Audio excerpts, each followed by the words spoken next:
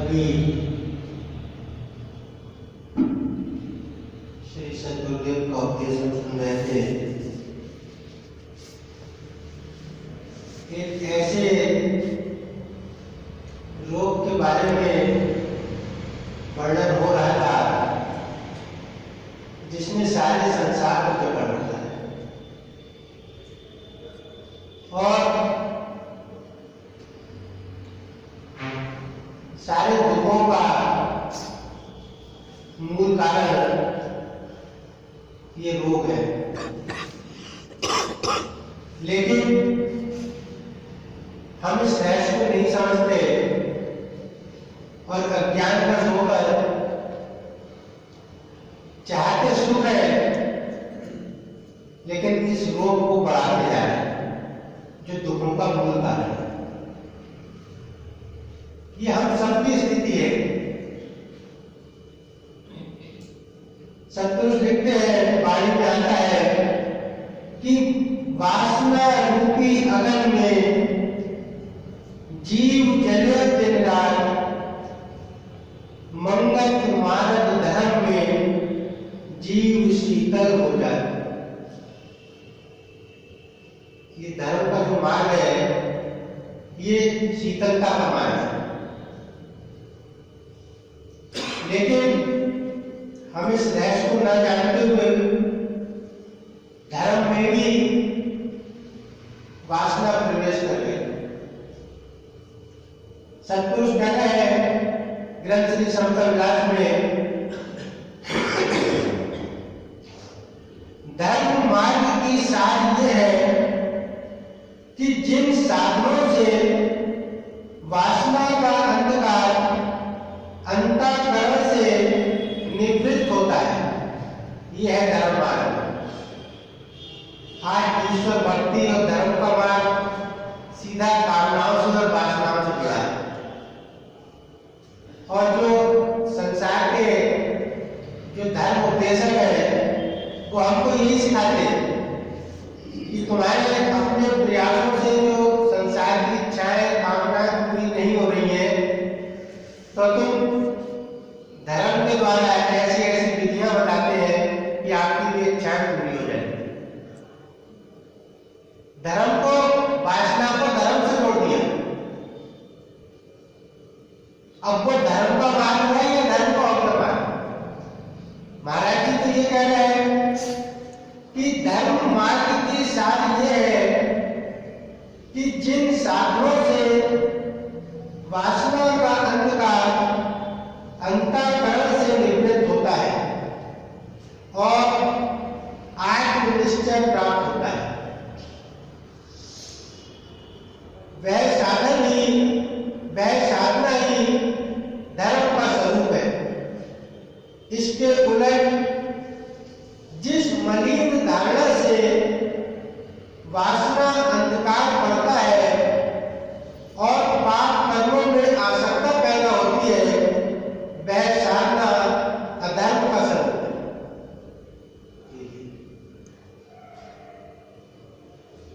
जहां पर आपकी वासनाएं बढ़ रही है, इच्छाएं बढ़ रही है और नाम जो हो रहा है कि ईश्वर भक्ति का मार्ग है या अध्यात्म मार्ग है या धर्म का मार्ग है, तो सतपुरुष कह रहे हैं कि वह धर्म का मार्ग नहीं है। वह साधना अधर्म का स्वरूप है। इन ही धर्म अधर्म दो मार्गों का विचार हासिल करना और धर्म मार्ग पर दृढ़ होना ही परम साधन है जो सब शांति के देने वाला है। अब रोग इतना गंभीर हो गया, इसका रोग की जो पहचान ना हो सकी तो इतना गंभीर हो गया कि हम इलाज के पास डॉक्टर के यहाँ गए, वैद्य के पास आए। जैसे कोई शुगर का मरीज किसी हकीम या डॉक्टर के पास जाए और उनसे कहे कि कोई ऐसा उपाय बताइए कि मुझको मीठा और खाने को मिले। यह सारे जीवन तो हम जानते हैं कि जो वास्तव में डायबिटिक होता है उसको शुगर या मिठाई बहुत अच्छी लगती है, तो संसार में भी याद कर मारता रहता है कि कहीं से चुपचाप खा लूंगा। डर लगता रहता है लेकिन खाता रहता है। तो वैद्य के पास जाकर तो उसका इलाज करना है हमें, लेकिन स्थिति क्या हो गई कि वैद्य के पास जाके भी क्या मांग रहे हैं, ये महाराज जी का इंटरेस्ट है। गुरु के पास आए, अपने रोग का पता नहीं है, तो उनसे क्या कह रहे हैं, महाराज जी हंसदियां खेलदियां खादियां पीदियां हो गए जीवन मुक्त, कोई ऐसा तरीका बताए कि आसानी से छुटकारा हो जाए।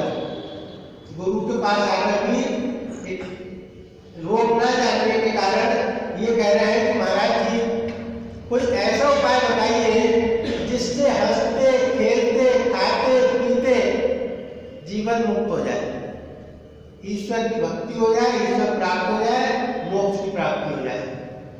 अर्थात संसार के सारे सुख भोग भोगते रहे, सारी इच्छाएं पूरी करते रहे और ईश्वर प्राप्त हो जाए। आज हम यहीं पर खड़े, प्रत्येक व्यक्ति कोई दुर्लभ होगा जो इस रोग से छूटा हुआ हो, वरना संसार में भी वासना पूर्ति का कर्म और ईश्वर के मार्ग में। अब गुरुदेव क्या कह रहे हैं, प्रेम प्याला जो पिए शीश दक्षिणा दे, लोभी शीश न दे सके और नाम प्रेम का ले। हम इस रहस्य को नहीं जानते कि हमारे अंदर जितनी भी इच्छाएं कामनाएं वासनाएं उत्पन्न होती हैं, वो जितने हमारे विकार हैं, जो संत कहते हैं, शास्त्र कहते हैं, काम क्रोध लोभ मोह अहंकार, तो जितनी भी हमारी इच्छाएं वासनाएं उत्पन्न होती हैं वो केवल इन विकारों के कारण ही उत्पन्न होती है, इससे बाहर नहीं होती। जो व्यक्ति, महाराज जी ने इसका वर्णन भी किया है कि जो व्यक्ति अधिक लोभी होता है उसके अंदर वासना इच्छा क्या, अधिक से अधिक धन कमाने की, रात दिन ऐसी प्लानिंग ऐसा चिंतन करता है कि कहीं ना कहीं से क्या करूं ऐसा कि और अधिक धन भोग प्राप्त हो। जिसके अंदर अहंकार अधिक होता है कुछ ना कुछ ऐसी प्लानिंग करता है कि परिवार में, समाज में, देश में मेरा नाम हो, लोग मेरी सत्ता को एक्सेप्ट करें। वो अपने अहंकार को बढ़ाने के लिए, रोग नहीं मालूम है लेकिन इच्छा उस रोग के कारण उत्पन्न होती है। तो सारे जीवन यही चक्र चलता रहता है हमारा। हम उस इच्छा का स्वागत करते हैं, उस इच्छा को पूरा करने का प्रयास करते हैं, लेकिन ये नहीं मालूम है कि ये इच्छा को पूरा नहीं, ये मेरा रोग और बढ़ रहा है। और इस रोग बढ़ने की पहचान क्या है, ये भी हम सब जानते हैं। रोग बढ़ने की पहचान ये है कि जितना रोग बढ़ता है उतने उसके जो प्रभाव होते हैं वो और अधिक बढ़ते चले जाएंगे जीवन में। तो अगर लोभी व्यक्ति का धन के प्रति उसकी इच्छा बढ़ रही है तो रोग बढ़ रहा है, तो क्या कभी कोई ऐसी स्थिति आती है कि कोई ये कह रहा बस हो गया, क्योंकि रोग उससे ज्यादा बढ़ रहा है और जितना रोग बढ़ेगा उतनी वो इच्छा और प्रबल होगी। तो जितनी भी हमारी इच्छाएं हर रोग के कारण अलग अलग है, वो हम जितना पूरा करते जाते हैं रोग के प्रभाव के कारण उनका इफेक्ट और ज्यादा बढ़ता जाता है, तृप्ति कभी नहीं होती, क्योंकि कारण रोग है, तृप्ति कहां से होती। किसी व्यक्ति को कहीं पर किसी अंग में खुजली बचे और वो उसको खुजाए और बढ़ती रहे। डॉक्टर भी यही कहते हैं अगर इलाज की जाएगा तो भाई ज्यादा से मत टच किया करो, लेकिन हम सोचते हैं उसका निदान हो जाएगा, तो वो और बढ़ता है। तो इसलिए सतपुरुष कह रहे हैं कि लोभी शीश न दे सके और नाम प्रेम करे। अपनी विकार भी छोड़ सकता है, ईश्वर भक्ति की बात करता है। सतपुरुष कह रहे हैं प्रेमी जी जीवा की रचना को पूरा करने के वास्ते और इंद्रियों के लवाजमान इकट्ठे करने के लिए किस कदर यत्न प्रयत्न राज्य करते हो। सारा जीवन देखें तो एक ही काम हो रहा है, बस इंद्रियों के लवाजमान इकट्ठे हो, सुख भोग के साधनों की इकट्ठा करने का ही प्रयास चल रहा है सारा जीवन। जो भी रस प्राप्त स्वाद प्राप्त होते हैं, जो भी रस स्वाद प्राप्त होते हैं, सब एक पल में गायब हो जाते हैं। क्षणिक होता है, हम सब जानते हैं कि जीवन में इतने रस भोग प्राप्त किए, बड़े बड़े सुख प्राप्त किए, लेकिन आज वहीं पर खड़े, कितना भोजन कर लो, 50-60 साल हो गए, सुबह दोपहर शाम भोजन करते करते एक दिन ना मिले, वहीं पर खड़े हो जाते हैं। सारा जीवन इंद्रियों के स्वाद लेते रहे, एक समय भोजन में जरा से नमक लाओ, देखो वहीं पर आ जाते। जैसे ऐसा लगता है जैसे जीवन व्यर्थ हो गए, क्या खाना रख दिया आगे। तो सतपुरुष कह रहे हैं कि जो भी रस स्वाद प्राप्त होते हैं, सब एक पल में गायब हो जाते हैं। दुखों सुखों को भोगता हुआ आखिरकार संसार से खाली हाथ चल देता है। ये वास्तव में हम जीवन में जितना सतपुरुष हमको क्यों समझाते हैं कि जिस यत्न में हम लगे हैं ये सब अकारक यत्न है, ये हमको समझाते हैं। और तुम इस अकारक यत्न में सारा जीवन खत्म कर रहे हो, तो इसका परिणाम क्या होना है। जैसे कोई व्यक्ति जल भर रहा है, किसी नल के आगे खड़े हो गए, एक बाल्टी रखी है और वो पानी भर रहा है, चला रहा है, दूसरा व्यक्ति देख रहा है सामने से कि भाई ये तो बहुत देर हो गई, इसको 10 मिनट में बाल्टी भर जाती है, ये हैंडपंप चला रहा है, ये तो आधा घंटा 1 घंटा हो गया, क्या चक्कर है। तब वो आया उसके पास, उसने देखा कि जितना उसमें पानी आ रहा है उससे बड़ा उसकी तली में छेद है। अब बताइए, यही सारा प्रयास हमारे जीवन का चल रहा है, और ये हम अपने जीवन में अनुभव करके देख लें कि आज भी कुछ छेद भरा नहीं, बर्तन भरा नहीं है। साधन चाहे कितने हो गए हम सबकी यही स्थिति। तो सतपुरुष कह रहे हैं सुखों दुखों को भोगता हुआ आखिरकार संसार से खाली हाथ चल देता है। जरा किसी ऐसे सत्पुरुष का नाम तो लो जिसने हस्तियां खेलियां मुक्ति प्राप्त की हो। प्रेमी जी कह रहे थे कि हंसते खेलते खाते पीते अर्थात संसार की मौज मस्ती करते हुए मुक्ति प्राप्त हो जाए। तो महाराज जी पूछ रहे प्रेमी किसी ऐसे सत्पुरुष का नाम बताओ जिसने ये सब संसार के सुख भोग प्राप्त करते हुए मुक्ति प्राप्त कर ली। सर देकर के भी जीवन में मुक्ति हासिल हो जाए तो भी सस्ती जानो। अपने आप को भुलेखे में न जाने रखो। जिनका शब्द तुमने पढ़ा है 12 वर्ष ओढ़नी पर बैठकर कब पढ़ते रहे। हर हालत में प्रभु आज्ञा माननी कोई आसान नहीं। जब तक अच्छे अच्छे भोग रस मिलते रहे तो ठीक, जिस समय उनका चक्कर चलने लगे तो फिर उस वक्त भी बहाना मानो। होता क्या है, जब तक अच्छा चलता है, हर व्यक्ति का ये हाल है, जितने भक्ति करते हुए दिखते कि जब तक अच्छा चलता है तब तक एक शब्द आता है कि गुरु की बड़ी कृपा है, ईश्वर की बड़ी कृपा है। और जहां जरा सी जीवन में विपरीत परिस्थितियां आई तब क्या होता है, तब एक शिकायत होती है कि सारे दुख ईश्वर जो है भक्तों को ही देता है। वो व्यक्ति देखो कितने गलत काम करता है, कितना सुखी है, तब ये शिकायत होती है फौरन। अपनी भक्ति पर फिर संदेह उत्पन्न हो जाता है। बहुत लोग कहते को मिलेंगे कि हम इतनी भक्ति करते हैं ईश्वर की, हम पे सारे दुख आते हैं, और वो व्यक्ति सारे गलत काम कर रहा है, देखो कितना सुखी है, कितना पैसा है, कितना सब कुछ है, ये हालत होती है। तो अपनी ही भक्ति पर संदेह। तो सतपुरुष कह रहे हैं कि हर हालत में प्रभु आज्ञा माननी कोई आसान नहीं। जब तक अच्छे अच्छे भोग रस मिलते रहे तो ठीक, जिस समय उल्टे चक्कर चलने लगे फिर उस वक्त की भागा मानो, तब रोग पीटो कल्पो नहीं, तब जीवन मुक्ति का पता लगे।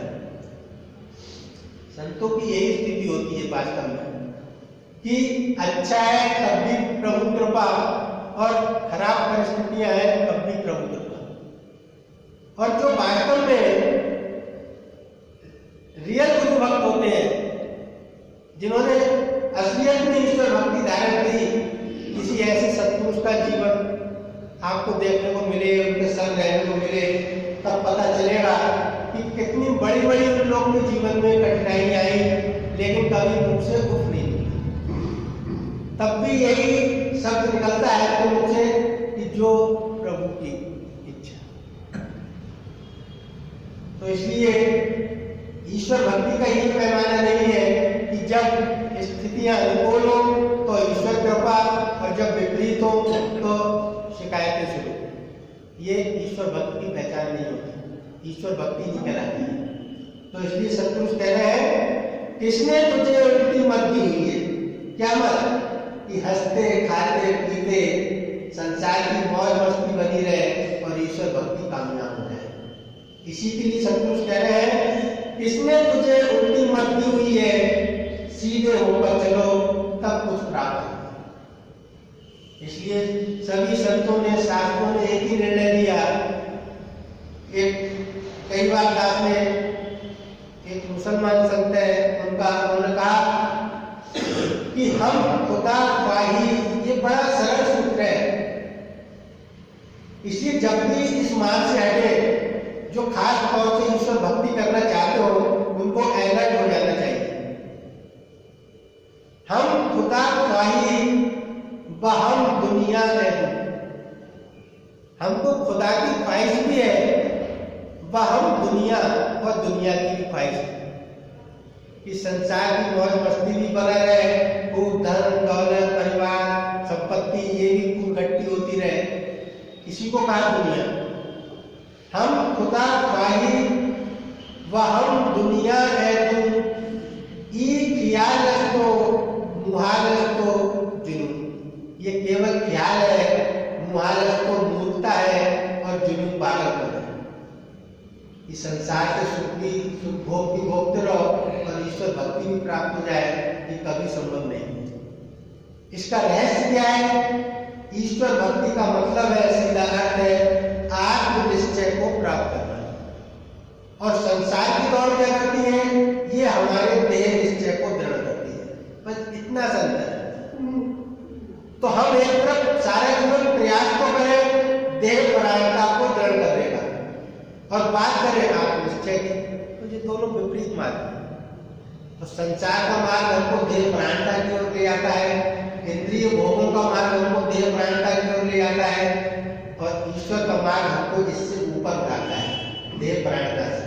और इस देह प्राणता का परिणाम क्या होता है, ये हम सब जानते हैं। क्या मिलता है? खराब कुछ नहीं होता, अंत में निराशा इस संसार से जीविका हो जाता है। तो हम इस भूल से बचें और वास्तव में सही मार्ग को धारण करें, तभी ईश्वर भक्ति हमारी सफल हो सकती है। ओम ब्रह्म सत्य।